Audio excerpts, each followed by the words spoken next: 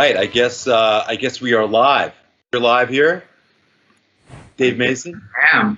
I'm Chris Epting. You know that. Another edition of Only You Know and I Know, Dave Mason, and my special little live stream class we've been doing through a lot of COVID. Dave, it's good to see you again. It's been a while since we've done this, and you're looking good over there in Maui. Listen, we have a special guest today. I don't know that you guys have ever met. I've met him because I had the pleasure of writing this book with him, which is called Change of Seasons. And his name is John Oates, fellow Rock and Roll Hall of Famer. We welcome him today. John, how you doing? Doing well. Thanks for having me. Appreciate it. Good to see you. Yeah. Where are you, John? We are in the Rocky Mountains, Colorado, right outside of Aspen, Colorado. Okay. Yeah. It's funny. I know you guys really have no knowledge of having met really before, but I do know that in January of 1975, Hall & Oates opened for Dave Mason in Harrisburg, Pennsylvania. So you may have bumped into each other that night, that cold Pennsylvania night, perhaps.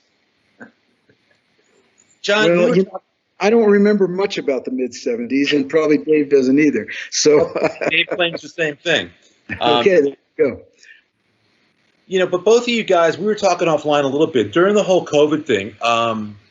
What's it been like for both of you? Pulled you off the road, obviously. John, you guys are going back on the road next month, picking up the tour with Squeeze where it left off. Dave, you're going to be back out early next year. But in terms of the year off, it's probably the first time in your adult lives you haven't been on the road, right? For this amount of time. John, you want to go? Sure. Yeah, I mean, without a doubt, I realized that 2020 was the first year in my entire professional life. I mean, I started in '72 with touring, that I had not traveled and toured and played in some way, shape, or form. So it was a very unique situation, and it took me a while to come to grips with it. At first, I was very confused and very disoriented.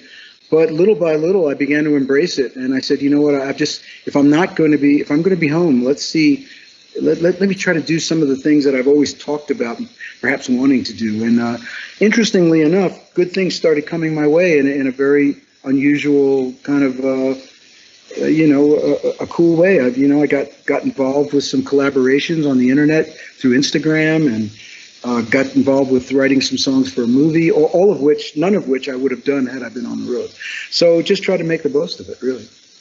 You've also discovered TikTok as a platform, and you've built a quick following. Are you having fun with that? I didn't discover TikTok. It's just TikTok discovered me through my wonderful social media gal and my wife Amy, who they forced me kicking and screaming to go on TikTok, but now I'm starting to dig it. So it's interesting. It's an amazing way to connect with people now. I just want to be modern, man. I just want to be modern. Dave, what about you? What's been the year and a half off like for you? Again, you do a lot of road work most of the year. You've got your own tour bus, so you can go and do whatever you want. How's it been for you? And like John, there have been some things that you've done you probably wouldn't have done were it not for the stop down, right? Well, I mean, I've been on the road since more or less, since traffic, and before that. So since '67, '66, that's playing live what I've been doing. But I was at a point where I was actually, like 2 or 3 years ago, I was like, I need to take a year off. I mean, things were starting to wear out. And it's a lot of energy expended getting up there to get up there for an hour and a half, 2 hours. Because when you're younger, it's fantastic. Okay, it's great. Whatever, it doesn't matter. Get a little older, it becomes a little grind. But anyway, the year for me, it's been great. I moved. Fortunately, we have a house here in Hawaii, and so my wife and I decided to move here through this whole thing that's happened. And yeah, the same with John. I mean, I just turned it into as many positive things as I could. Mostly was focusing on myself and my health at 75. And I just, I'm 9, what am I? May 4th, I had a hip replacement. So, otherwise I'd probably be going out this year. Right. But you put together, along with a lot of, friends, you recut Feeling All Right. That was sort of your, big sort of COVID moment. We did Brothers and other friends and stuff, and that was a lot of fun. With Mike McDonald, we did Brothers, and Sammy Hague did a video of Feeling All Right, and did that. We're working on the book together still. And on that note, I want to say, looking at both of you, the fact, again, John and I had I think a really good time and an interesting time and an important time writing his book. It's no different than with you. There's something about when you guys decide to tell your story. I'm the fortunate one. I get to sort of take the notes and organize it and co-write and put it together. But you guys have both been through a lot. John, you were a Traffic fan back in the late 60s, right? Yeah, you sure. remember the first Traffic record. I do. And the playing was always great. All the guys in the band. And it was just, I knew immediately when I heard Traffic that it was a collection of really great musicians. There was no, it had nothing to do with being trendy, or it was just guys playing, good guys playing. And, that's always appealed to me. I've always been I love surrounding, Dave, I'm sure will say the same thing. I love surrounding myself with great players, and they bring out the best in me and to enable me to take chances and try things that, and make me better, So, it's always you can't go wrong when you surround yourself with a great band. But you say that, John, both of you guys in the mid-'70s had two of the greatest live bands on the road at that time. The Hall & Oates band, from that 75, and obviously, John, you guys always had great bands, but the mid-'70s, Eddie and Stephen and those guys, and Dave, your band that was on Certified Live, you both really did that. You surrounded yourselves with the perfect band for what you were trying to do at that time. Sure, absolutely.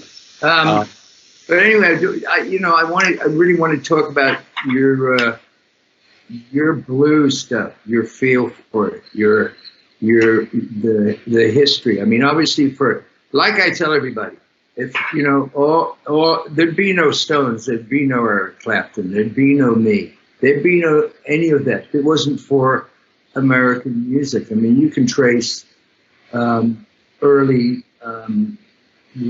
Real folk music has its origins in Europe, but the rest of it, blues, jazz, gospel, whatever, it's all American. So essentially, we all, picked up on that. My early years were not blues influenced. For me, guitar was Hank Marvin with the Shadows. I was very instrumental in that. But obviously, as I delved more into it, it was a big part because we all drew from that. And in a way, the English invasion turned Americans back onto their own music because, as you all remember, there was a white radio stations, there were black radio stations. The musicians, when we were on the road, we'd invariably hunt for the greats. What was that one great station out of Philadelphia? It was a really cool station. There was WDAS and WHAT. They were the two AM stations, and then there was MMR, which was the underground radio station.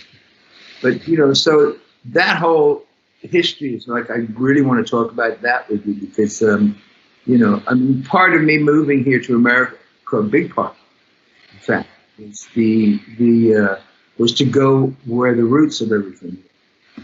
Sure. That's where I got to spend all that time with Delaney, and Bonnie, and all those guys, and Leon and Carl Radel, great musicians.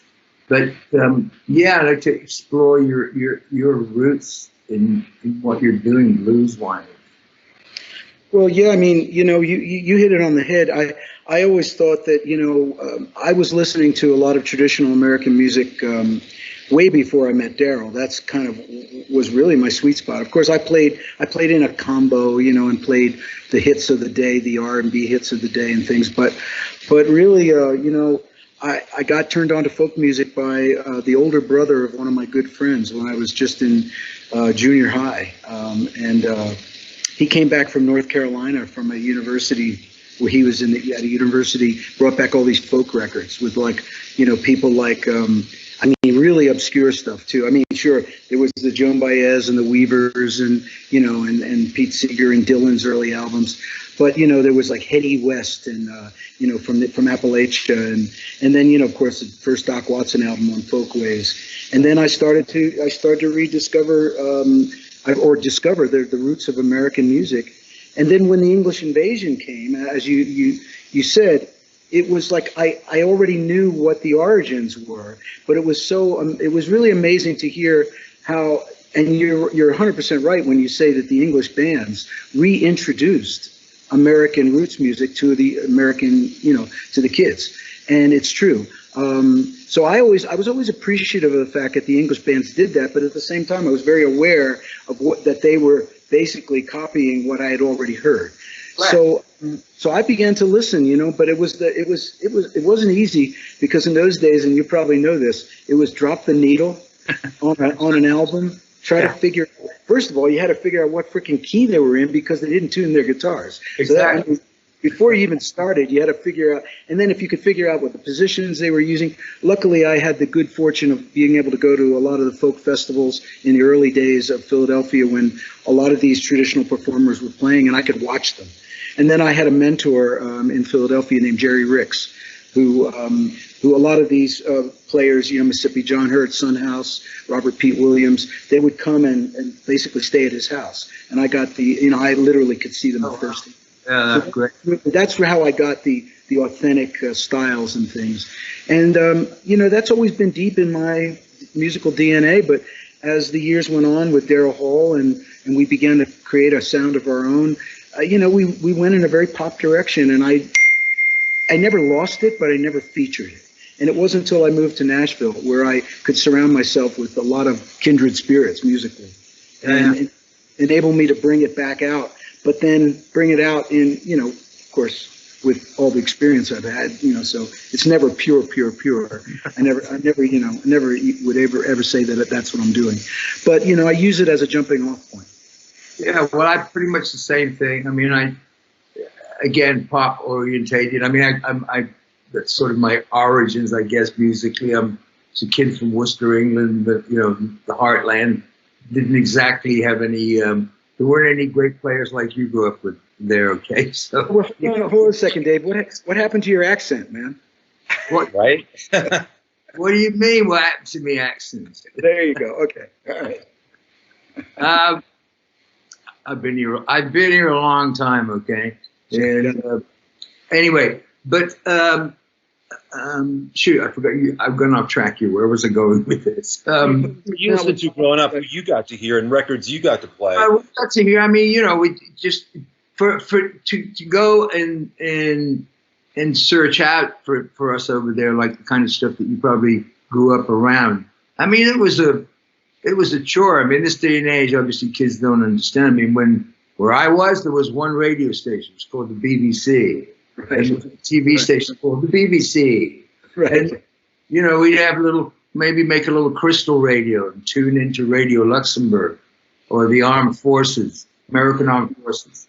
And so you actually started to pick that kind of thing up. But you really have to go out of your way to search to find stuff, to get to the roots of things. But then slowly, excuse me, hang on a minute. Yeah. Hello. Hey, Dave, at least you got Muddy Waters on your phone. Yeah, exactly. Got swerved and told my mother before I was born. The boy child coming, gonna be the son of a gun. But slowly then you get, used to love, this. I'm sure there's a vast number of names, of course, that I don't know that you're aware of, which would be nice you could turn me on to, frankly. But Sonny Terry, Brian and McGee, I just used to love that stuff. But anyway, just and I incorporate, like you were saying. I mean, the very pop orientated in a lot of ways. But even though whatever my guitar style is, it's always some blues creeping in somewhere in whatever I play, whatever licks I do. So, Sure. Hey guys, there's a question here. Though. I want to tie it into something though, because you guys do share something in common you may not be aware of. John, one of the great stories in the book that you and I wrote involves Daryl bringing you to the Apollo Theater to see the Temptations when he knew them, and you guys spent that kind of magical night at the theater at the Apollo. And then years later, you played with the Temptations at the Apollo. When Dave was young, he went to see the Beatles, the Stones, Dylan. Well, a couple of years after seeing the Stones live, Dave's in the studio playing on Street Fighting Man. You know what I mean? A couple of years, shortly after meeting Hendrix, Dave's in the studio, playing in a Hendrix session, and so on. So you both kind of have this weird thing where you see an artist early, and then shortly after, you're up there with them. The question here from Lucinio is, John, fan from Brazil. One of the albums I heard most was Live at the Apollo with David Ruffin and Kendrick. How did it feel to be on stage with those two legends? Any memories meeting them you can talk about? Because that was a big deal when you guys did that. Yeah, because also that you stopped at that point. That was kind of your stopping point in your career because you had kind of climbed the mountain, right? It was about as close to a psychedelic experience you could have without taking LSD. Honestly, it was weird because it seemed like time had stopped, and all of a sudden I flashed back to sitting in the front row with Daryl watching the original Temptations, and now we're up there with Eddie and David doing the dance, the choreography, and singing the harmonies and singing with them. It just really was it was a moment that I don't think I'd ever forget. It was almost like I was watching myself from above. It was a very, very important moment, and I'll never forget that. So that was, it's just every once in a while in your career, you get these magical moments where everything comes together. The past, and the present, and the future all seem to, meld together. Dave, what's one of those for you? Because again, you have found yourself in sessions with McCartney, the Stones, Dylan, Hendrix. I mean, everybody. Which one for you stands out when you think back? Like John is saying, where you could almost go out of body with it when you think about what you're doing.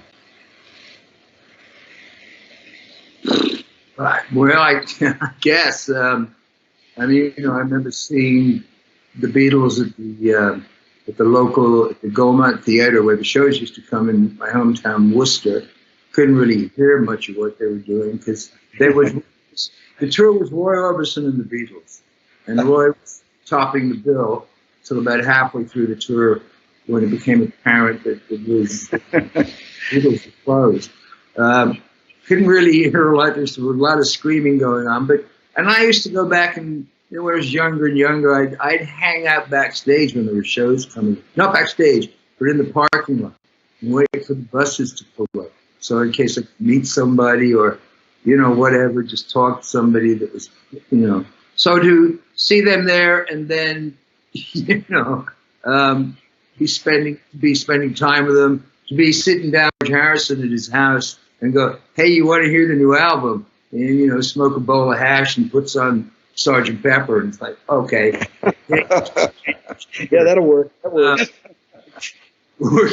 And obviously, of course, as a guitar player, working with Hendrix and spending time with him and being with him, because, as I keep saying again and again and again, there are a lot of great guitar players, but there's nobody was as innovative as that guy was. He was just something, studio, especially in the studio.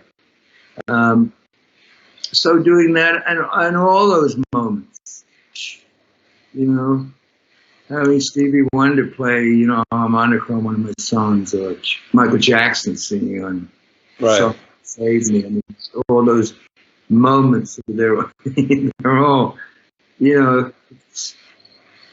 I don't know how. I don't know why. I don't know. It happens. But I think a lot of it is, and I think whatever it is you're doing in your life, if you're immersed in it, passion for it, that exceeds everything else, the universe seems to pull those things together at times. So the only way I can think about it. You You know, both can both I just share this can I love throw of. some, can Oh, I sure. throw something out? Because I wanted to comment with what Dave was saying. In the early 2000s, I did my first solo album, and I did this version of Have You Ever Been to Electric Ladyland? And during trying to figure out a cool arrangement for it, because obviously I'm never going to play like Jimi Hendrix, but I'm trying to figure out a cool arrangement. I wanted to do a bunch of vocals on it, stack a bunch of vocals, and it occurred to me, I had this revelation that he was playing Curtis Mayfield really loud, and all of a sudden I had this epiphany that, wow, it's like these Curtis Mayfield licks really loud. I'm not talking about his soloing. I'm talking about when he was chording and, some of the grooves that he was playing. And so that was that really opened my mind, because he had actually played with Curtis Mayfield. Of course, he played with Little Richard, another one of my big heroes, and all that stuff too. And I've got one more question, since you opened the door to this. Okay. Street Fighting Man is one of my favorite Stones tracks. Now, let me ask you a question. Now, if you were in on the tracking session, was it as badass during the tracking session as it turned out on the final record? Well, it was done. Keith, well, you know how when you record on one of those little old tape decks, and you record an acoustic guitar, and it sounds really full because it's got that expression on it. So it was like, I need to get this sound. I need to get this sound. So the track was laid down literally with it was a group of us on the floor. It was Keith, and he was feeding it through a tape deck, a little tape recorder, back into the studio. I don't know how they figured it out, but they did. Charlie had a little briefcase literally it was a briefcase. He opened it up, and inside it was a little tiny snare drum and a little tiny cymbal thing. Brian was playing this big, huge Moroccan drum, and I was playing this smaller Moroccan drum. So that's how the basic track for Street Fighting Man was laid down, with me and Brian beating out the rhythm, and Keith, doing the chords and the grooves, and Charlie on this little thing. And that's basically kind of how the basic thing was put together. And then on the one version I played, at the time I'd been playing sitar, and I was very, very into, my music taste is very eclectic. In other words, they're not totally blues based or anything. I'm very wide. So I was playing sitar and was very into exploring all that. And one of the things I was playing was a shanai, which is it's like an Indian clarinet. Or I was trying to play it, let's put it that way. So that's what is on the end of that tail out on the end of the Street Fighting Man. Oh, So, right. yeah, it was an interesting. But that's a very distinctive part of the song. That outro, it does sound weird. I mean, it does catch your ear, what you did on that. Well, And know what the hell I was doing. That's what. And John, I don't know if you knew, but the way a lot of that came together was when Jimmy Miller was producing the first Traffic album. Jagger came over and kind of sensed what was going on there, liked what he was hearing, and then brought Jimmy Miller over to work on Beggar's Banquet. So, Traffic really did influence, before Traffic even made a record, they were kind of helping to craft the scene in what Jimmy Miller was doing, with the group there. So there's a lot of great sort of sharing of DNA over there in 1967. I have a question here for both of you from Jesse. A big fan of you both. Would love to know whether you two agree on what comes first, lyrics or melody when you write.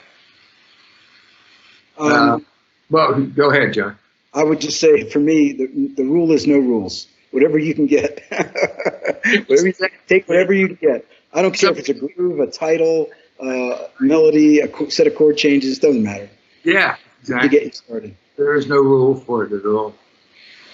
Somebody could just say something and you go, oh, shit, that's a great line. That's a great way of putting it. Yeah. And you got the song. Have you both been writing during this time off? Dave, I know you've been doing some new stuff. John, what's it been like for you creatively? I know you've been out there doing charity work and all kinds of video work, but in terms of writing new music, what's this period been like for you? I've written more songs in 2020 than I've written in the past 10 years, probably. I wrote a lot. I spent the beginning of when I was just trying to absorb what was happening and the fact that I wasn't going anywhere and that I was going to be basically staying home, I started to re-listen to a lot of music that I loved, old records that I hadn't listened to. Because I don't listen to a lot of music all the time. And I started delving and really diving deep into Joni Mitchell, a lot of the blues stuff, a lot of the traditional stuff. And I started experimenting with tunings, stuff that I normally hadn't done. Started doing weird ass tunings and coming up with unusual, things that I wouldn't have thought of. I really wanted to I figured if my life is being turned upside down, why not turn my music upside down and see what happens? So a lot of really interesting things came from that. And, and so I did do a lot of writing. And then I started collabing with people on Zoom, which I had never done before. And that was a whole new experience as well. Yeah, well, I've done, I'm not, as I say, I'm not a hugely prolific writer. I've written a couple of things that have been, successful, whatever, but I'm not a huge writer, but I did get this little spurt, but that was recently. Things, and of course I started putting together, which I've been badgered about forever, is you got to do a blues album, Dave. You got to do a blues album. Come on, very nice. Well, so so that's what I put together. I put together a little blues CD called A Shade of Blues. It's not completely finished yet, but so yeah, there'll be a little blues thing, and I have to write 4 or 5 cool songs, and one of them fits on this blues thing really well. A question here from Tish. She wants to know, for both of you, what song did you first hear and then realize that music can move mountains? Was there one song early on that just captivated you or made you realize the impact of it? Wow. I don't know. I can't personally say there was one song. I think it was, I was old enough to be aware of music before rock and roll. And so my parents listened to big band music. I heard that it was in my DNA. And then when rock and roll hit, the earliest days of rock and roll, I remember even proto rock and roll, like Johnny Ray singing a song called Cry. And that's right. And he would rip his shirt open. He would cry. He would literally cry on stage. Yeah, and he would rip his shirt open. That was like to me, that was like pre-rock. But then, Chuck Berry and Elvis and Little Richard and all that early stuff. To me, that's what just got me going. I heard that and I was like, this is. Yeah, I'm pretty much the same. I was in the choirs in school. Music, just digressing a little bit from everything is, music education was part of a curriculum in school for me growing up. And it's very sad that is not part of the school education, whether you make it a career or not. There's an aspect of music that opens up the brain in different ways, and it should still be there. But, I grew up I'm born in 1946. So I grew up with my parents. It was not a musical family at all.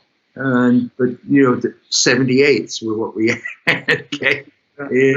Platters, Benny Goodman, all that stuff. And then, it just started suddenly, it started to come, and then it was trad jazz and Lonnie Donegan and stuff like that, Alexis Corner, who were the early people to bring, introduce the blues stuff. And most of it, though, are still very much into pop, but I guess, my whole thing was the Shadows.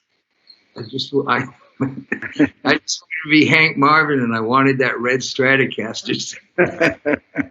I'll bet you got one eventually, though, didn't you? And Peter Gunn, Dwayne and stuff. So those are all my early things. Dave, you mentioned, like John said, when people talk about rock and roll, I have to go back to, Little Richard, Buddy Holly, Eddie Cochran. That's rock and roll. These are guys that there's no multi-track recording going on. They're in the studio and they're performing, and they're simple, beautiful songs, and they still say, there are, like I say, there are no old songs, there's just either good ones or they're not good. Music is if they're good, they're good. So. Dave, were you a doo-wop fan at all? I know for John in Philadelphia in that area and New York, there was a lot of that. Were you a doo-wop fan in the 50s? Me? No, I can't say that I was. I probably came to that sort of thing later. I mean, I love the records.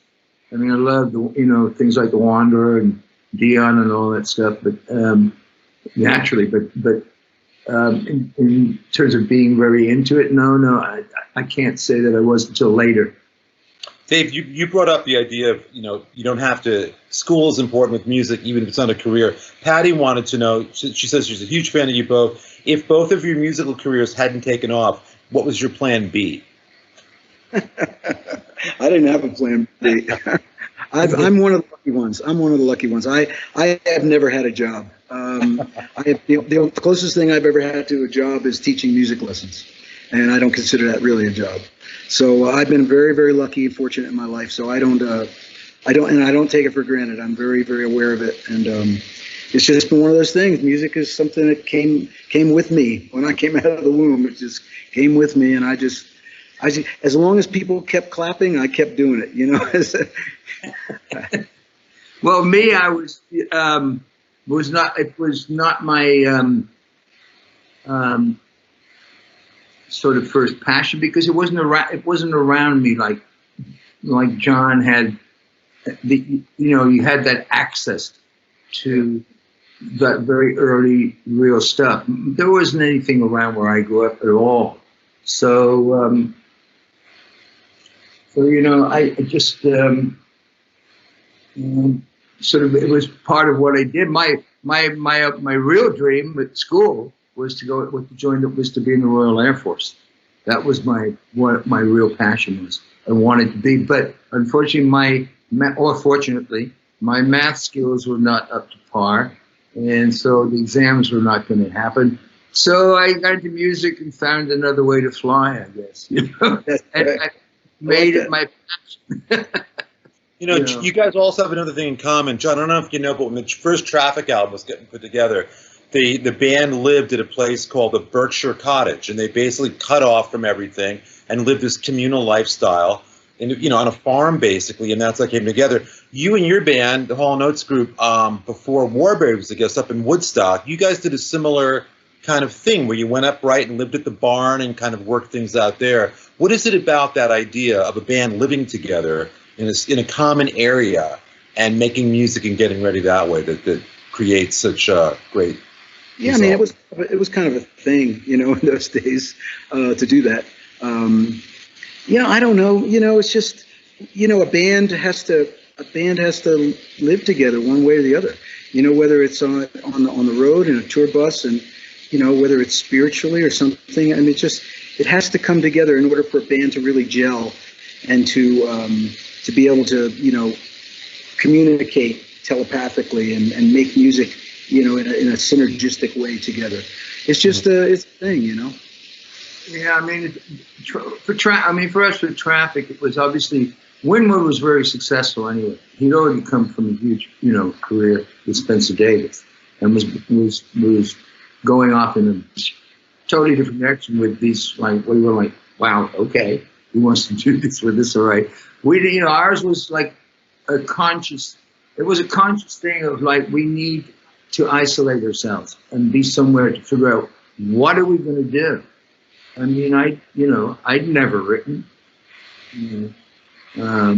So what were we going to do? Were we going to do, we were going to stay lean in that blues thing with Steve and do maybe covers of, like Blind Man or Solomon Burke and people like that, and maybe hit a hit song. What were we going to do? So to isolate ourselves like that was really that same thing. We need to figure out what this little group of people are going to do. So that was really the reason for that. And of course, we were young. We had no obligations. We had no responsibilities. We could do what the hell we wanted. So, why not? Again, having had the privilege of working with both you guys in your stories, things come out sometimes. John, I thought of you because when Dave was telling me all about Traffic, that early Traffic, we did some homework and research, and at the very same time, that's when the band was at Big Pink. It's when the Grateful Dead was in their house. It really was that beginning era of this communal, which really was the birth of jam bands, you know what I mean, essentially, between Traffic and the Dead and the band. But none of you knew what you were doing. It just sort of happened organically at these three places around the world at the exact same time, which is kind of interesting, which we'll unpack in the book. John, a quick note here about somebody who I thought you would appreciate this. Hold on one second. I'm also thinking, hearing you guys talk like this, I hope you get a chance to play together at some point, because your love of history, cool. I mean, seriously, your love of history and the way you both study, I think, music, historically, and how you've applied that to what you do, I think would make for something really cool. So maybe you can commit to that right now as part of the song.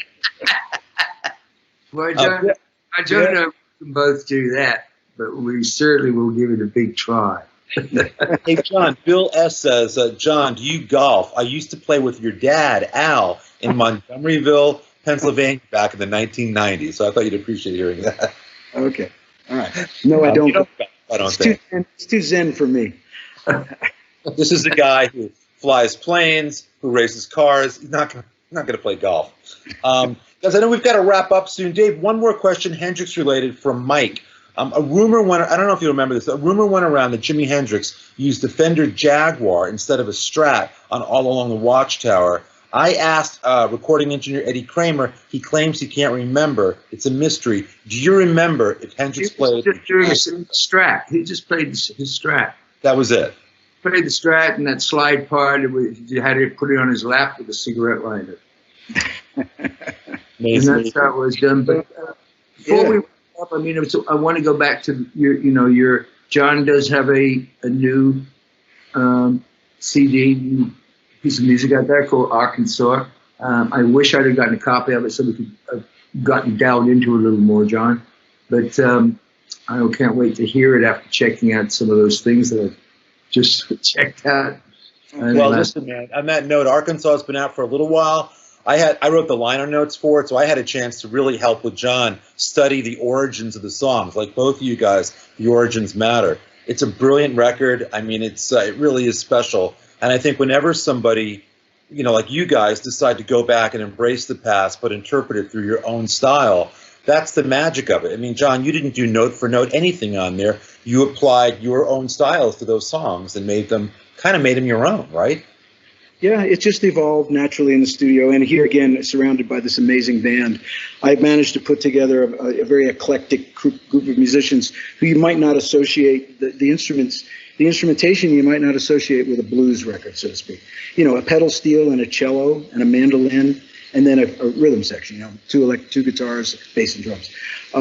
But the sound itself that happened, it was dumb luck. I just pulled together these great players and I said, let's play. And it's funny, if you strip away all this amazing playing on that record, you'll hear me playing the basic original Mississippi John Hurt style, Blind Blake style, whatever the finger picking style I was doing. It's pretty authentic, but the surrounding instrumentation takes it to a whole other place. So that was just the magic. It happened in the studio. I get, every once in a while you get lucky, and we caught a groove on that one. Yeah, you did.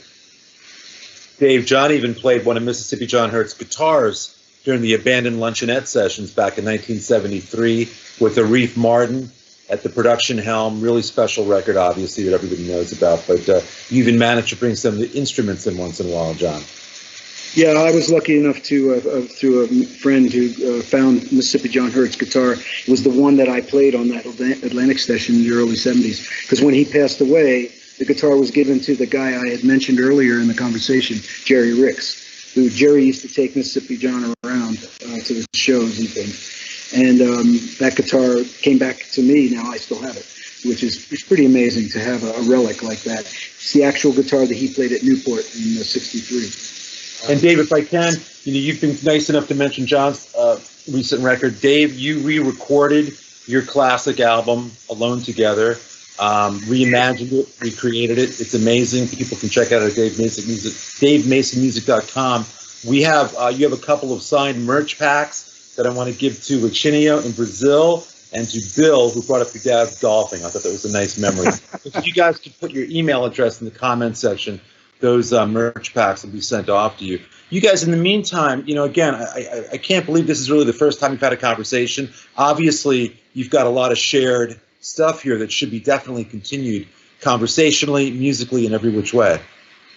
Well, I look forward to us maybe getting together and doing something, John. That'd be cool. We'll see you in Hawaii in November. How about that? I'll be here. So yes, absolutely. I'll see you. All right. Sounds John, good. you guys are going back on the road in early August. Hall & Oates picking up with the Squeeze tour throughout most of the year after that, right? And it'll take us up till the end of the year. Mm-hmm. All right. Well, look, you guys, I want to thank you. John, thanks so much, man, for taking the time. Dave, as always, a pleasure to chat with you. Another edition here of Only You Know and I Know. This is really fun. We should keep these as much as we can, especially getting guests like John Oates here. So, John, thanks again, man. We'll talk soon. Everybody watch. Thank you. Appreciate the questions and staying tuned, and we'll see you back here real soon. Yeah, that was a lot of fun. I appreciate you guys. Thank you.